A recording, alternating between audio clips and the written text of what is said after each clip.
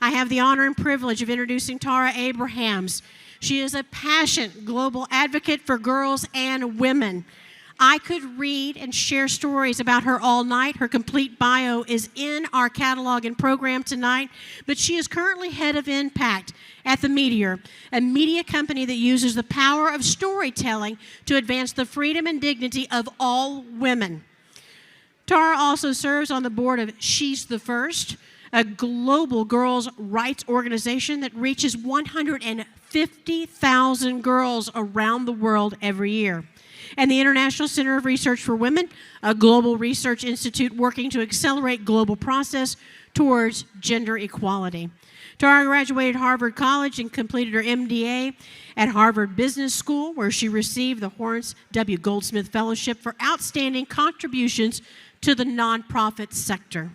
Tara leads global efforts related to women's empowerment and anti-racism as a board of the Harvard Alumni Association. It is indeed my honor and privilege to acknowledge and introduce and invite Tara to the stage. Ladies and gentlemen, Ms. Tara Abraham.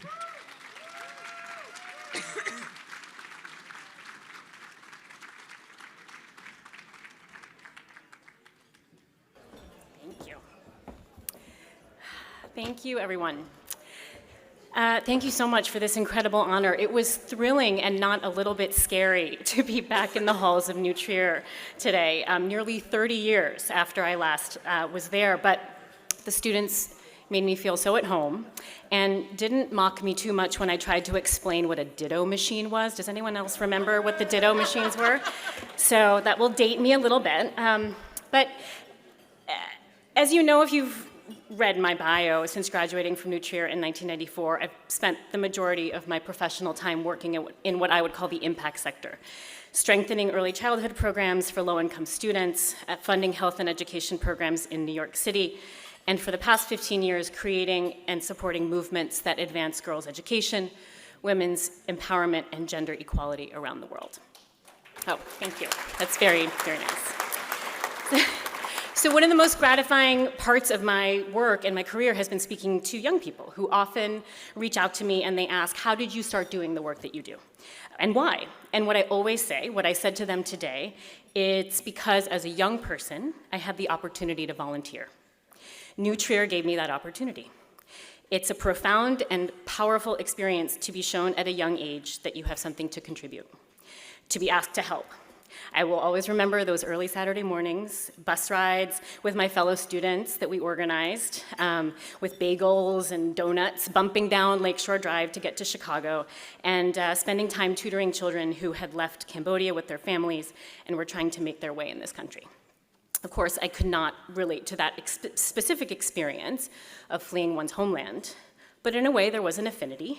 My parents were immigrants. We didn't have a lot of money growing up, but those things didn't matter. The thing that mattered was that I could help, and so I did. We students could help, so we did. Anything that I've done that makes me even a bit worthy for this honor from New Trier is actually because of New Trier and the educational opportunities that this school provides for all of its students. And for that, I will be eternally grateful. So today is International Women's Day. I don't know if you know this. Yeah. So in my world of girls' rights and women's empowerment, where I spend most of my professional hours, this is pretty much our Super Bowl. So unfortunately, you've made the mistake of giving a gender equality advocate a microphone on International Women's Day, so now you're just gonna have to spend another minute with me. I don't make the rules, so. Another question I often get asked is, how can I get involved in what you're doing? How can I help? And what I always say is, if you help one girl anywhere, you help all girls everywhere. If you celebrate one woman anywhere, you celebrate all women everywhere. By honoring me today, along with my fellow nominees, just if I can give them a shout out, Liesl and Ellen, you are honoring women everywhere. So now my ask of you, do more of that.